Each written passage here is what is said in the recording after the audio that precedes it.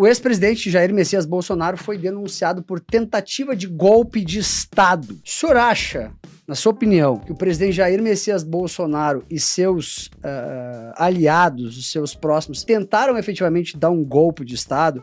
Ou isso é parte de uma conspiração de perseguição jurídica por conta da disputa de poder que o Brasil enfrenta nos últimos anos?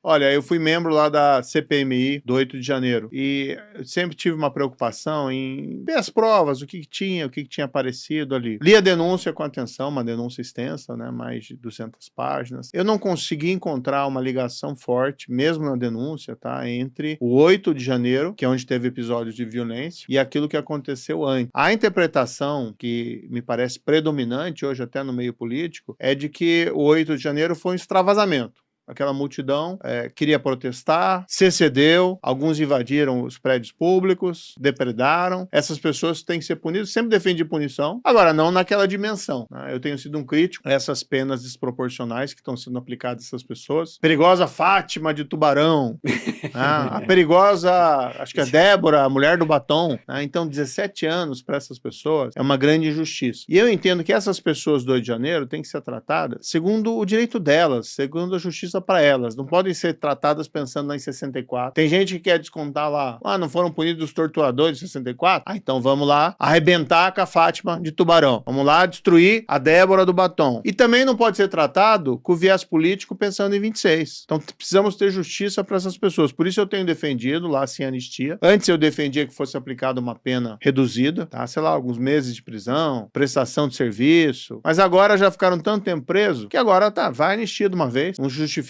mais tempo de prisão do que aquele ali já contido. Então, o que me chamou a atenção na denúncia, primeiro, há uma fragilidade em fazer uma ligação entre o 8 de janeiro, o que aconteceu antes. Não surgiram mais provas, além daquelas que a gente já tinha visto ali na CPMI. Agora, voltando para dezembro e novembro de 2022, a grande questão tinha gente ali, pelo que aparenta, né, descreve a denúncia, que queria um estado de defesa, um golpe, alguma coisa desse tipo. Não foi ultimado, não foi feito. A gente não viu nenhum golpe. O governo Lula que tá aí é um desastre, né? E nem deveria ter golpe. Golpe é uma coisa que hoje não cabe na estrutura institucional brasileira de uma democracia madura. Mas aí houve tentativa, houve um plano e houve daí desistência voluntária. São essas questões que estão postas ali na denúncia. A defesa vai bater, evidentemente, do presidente Bolsonaro e dos demais acusados, que houve ali uma cogitação, cogitar não é crime, e que foi tudo abortado. Também fica evidente que o golpe não houve, e é muito criticado hoje as Forças Armadas brasileiras. E um dos fatores que impediram que houvesse qualquer coisa foi a posição dos comandantes do Exército e do comandante da Aeronáutica, que se posicionaram e não fizeram. Agora, toda aquela discussão, toda aquela questão vai fazer, não vai fazer, e daí não faz,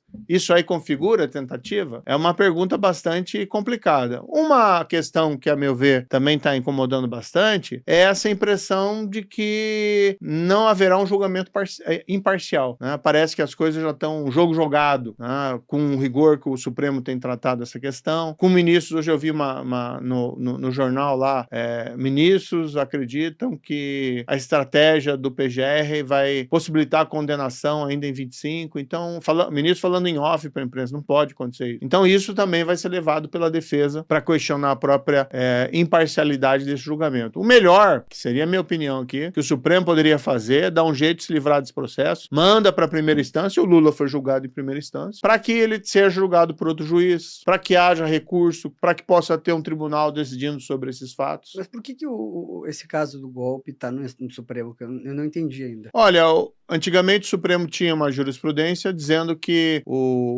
se você tem o foro privilegiado, então algumas autoridades são julgadas perante o Supremo. O presidente da República, por exemplo, o ministro de Estado. Mas quando você perde o cargo, você perde o foro. E assim o Supremo começava a processar lá, por exemplo, um deputado por, sei lá, corrupção, acabava o mandato, mandava para a primeira instância. No caso ali, o presidente Bolsonaro não tem mais, né, mandato, tese deveria ser a primeira instância, mas ele colocaram entre os denunciados um deputado federal que é o Alexandre Ramagem, né, que na época era diretor da ABIN. Mas é possível, a meu ver, uma construção, porque quando ele participou daqueles fatos, ele não era deputado federal. O melhor, entendeu? E o problema é que o Supremo mudou esse entendimento recentemente, em 2022, dizendo, não, vamos manter a a competência para julgar mesmo quem tinha foro e hoje não tem mais cargo e função. Então parece um pouco aquela jurisprudência de ocasião. Senador, um dos mais influentes ministros do STF, o ministro Gilmar Mendes, deu uma entrevista em Portugal dizendo que o 8 de janeiro não passou de uma baderna. Pode, dentro da mesma corte, um ministro dizer que foi uma baderna, publicamente, para um jornalista, e a gente tá com todo esse movimento jurídico, com várias pessoas presas e tudo mais. Turma não conversa lá? Como é que tu acha que é justo e normal cada ministro ter a sua visão sobre um determinado assunto? Bem, se ele falou isso, eu confesso que eu não vi essa declaração, mas né, Eu te também mando. não acompanho o Gilmar Mendes, não é dos meus ministros favoritos lá, pelo contrário, e também não tenho muito interesse no que ele fala. Mas o fato é que houve já julgamentos, né, pelo plenário do Supremo, julgamentos colegiados, e as penas que foram aplicadas foram muito elevadas. Normalmente, inclusive, o ministro Gilmar Mendes concordando com o voto do ministro Alexandre. Aí colocam lá tentativa de golpe, tentativa de abolição do Estado de Direito, mais os danos patrimoniais, mais associação criminosa, salvo engano, armada. Então, é um exagero. Mas tinha arma lá? Não lembro, acho que não. Eu não vi também, né? Não fiquei sabendo. Mas o fato é que, por exemplo, esses dois crimes, tentativa de golpe, tentativa de abolição do Estado Democrático de Direito, no fundo eles são um só. E até alguns ministros supremos votaram no sentido, só configura um. Se configurar um, não configura o outro, porque a ação é a mesma. É um negócio que a gente chama em direito lá, que chama concurso formal. Uma ação configurando dois crimes. Daí normalmente se aplica apenas a pena de um deles com um acréscimo, mas eles aplicaram das duas. Eu apresentei um projeto de lei, até que está lá no Congresso, mas é difícil tramitar projetos sobre esse tema, deixando isso claro, se tem esses dois crimes, só aplica a pena do crime mais grave. De todo modo, ainda que aquelas pessoas que foram lá pensassem, vamos dar um golpe de Estado e golpe de Estado, vamos ter novas eleições com as nossas ações assim, mas as pessoas são simples. Eu visitei na prisão, tive oportunidade. São pessoas muito simples que, a meu ver, se excederam e, movidos por violenta emoção, cometeram ali desatinos que não justificam de maneira nenhuma uma prisão de 17 anos e, cá entre nós, nem de um ano. Isso aí devia ser de alguns meses ou prestação de serviço. Infelizmente, essa situação de justiça, há quem diga, a denúncia apresentada agora esvazia o debate da anistia. Eu acho que não. Eu estou pensando principalmente na questão lá dos manifestantes, né? Uma situação de injustiça individual. E quando a gente ignora,